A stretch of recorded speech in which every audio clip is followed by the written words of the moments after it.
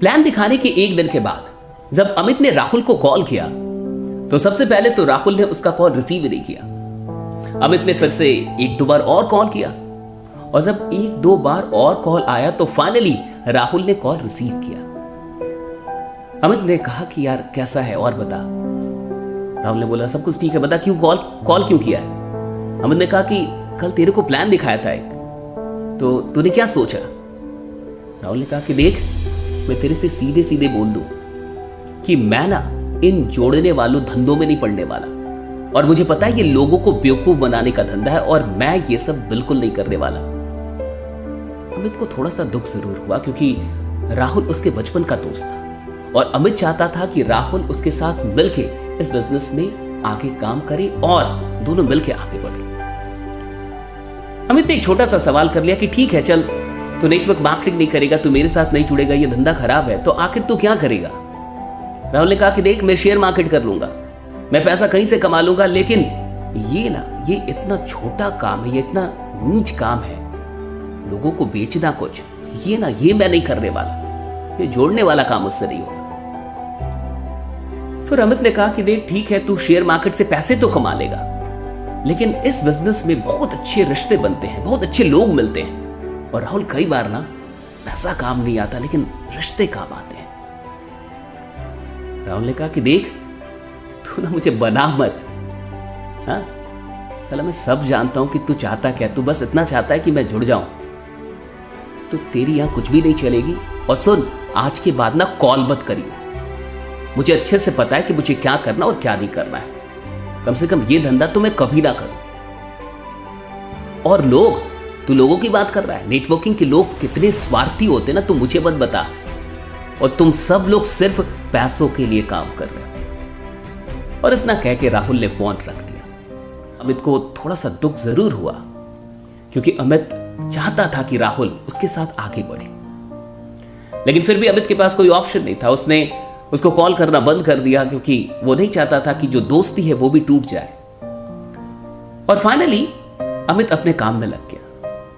लगभग 1-1.5 महीने के बाद एक दिन रात के 11:30-12 बजे के करीब राहुल का कॉल अमित के नंबर पे आया। अमित ने जैसे ही कॉल देखा वो समझ गया कि ये कॉल किस बारे में हो सकता है, क्योंकि इससे पहले भी राहुल ने उसे 1-2 बार कॉल किया था, और वो कॉल तब करता था जब कोई वीडियो आती थी नेटवर्क मार्केटिंग के बारे में नेगेटिव, तो बड़े मजे लेता था। ये देखा, ये वीडियो देखी, देख ले एक बार जाके, देख ले इस चैनल पे, देख अच्छे से बाजार डाली है, अभी भी तू कर रहा है। तो अमित समझ गया कि फिर से कुछ ना कुछ यही मामला होगा, लेकिन फिर भी उसने कॉल रिसीव किया, और जैसे ही कॉल रिसीव किया राहुल थोड़ा सा घबराया हुआ महसूस हुआ।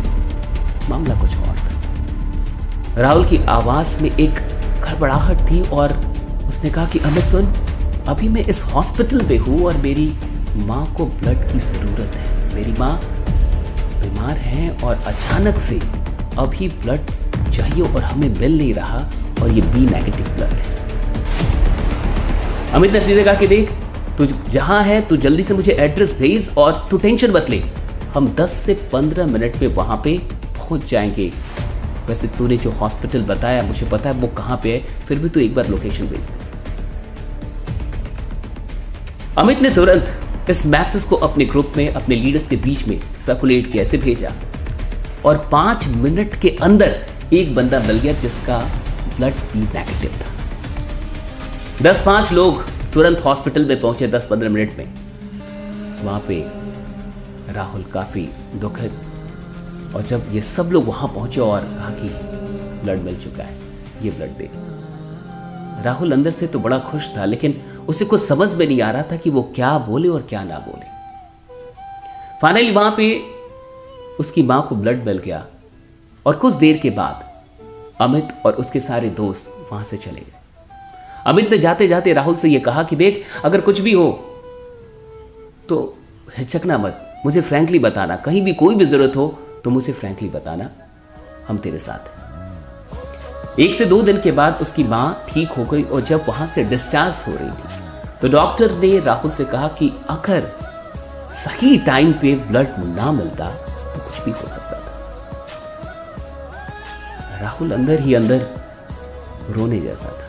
और जब वो घर पहुंचा तो रास्ते भर में वो सोचता रहा कि वो अमित के बारे में क्या सोचता था, वो नेटवर्क के लोगों के बारे में क्या सोचता था। जब वो घर पहुंचा तो उस रात उससे रहा नहीं गया और उसने अमित को कॉल किया। जैसे ही अमित ने कॉल उसका देखा, उसने रिसीव किया और उसने सबसे पहली बात यही पूछी कि और बता माँ कैसी है। राहुल ने कहा कि सब कुछ ठीक है, माँ घर आ गई है, ठीक हो गई, सब कुछ बढ़िया है। राहुल को कुछ समझ में ना आया, फिर भी राहुल ने कहा कि देख सब कुछ तो ठीक है लेकिन बस एक चीज ठीक नहीं है। अमित ने कहा क्या क्या प्रॉब्लम बता। कि तूने मुझे अभी तक जोड़ा नहीं। यार क्या फालतू की बात कर रहा है, तुझे ये काम नहीं कर रहा है। और तू ये मत सोच कि हम लोग ब्लड इसलिए देने गए थे या सहायता हम लोगों ने इसलिए की कि हम चाहते हैं कि तेरी जुआनी हो जाए, ऐसा बिल्कुल नहीं है।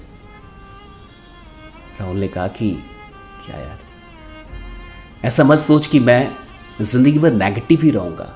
हाँ, मुझे लगता था कि नेटवर्क के लोग सब स्वार्थी होते हैं, और ये मत समझ कि अगर मैं नेगेटिव था तो मैं पॉजिटिव नहीं हो सकता।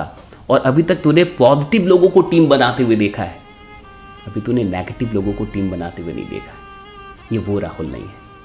मुझे जोड़ ले यार, मैं भी चाहता हूँ इस परिवार का हिस्सा बनना, मैं भी चाहता हूँ ऐसे लोगों के साथ रहना। और सुन, मैं दिखाऊंगा कि टीम कैसे बनती है।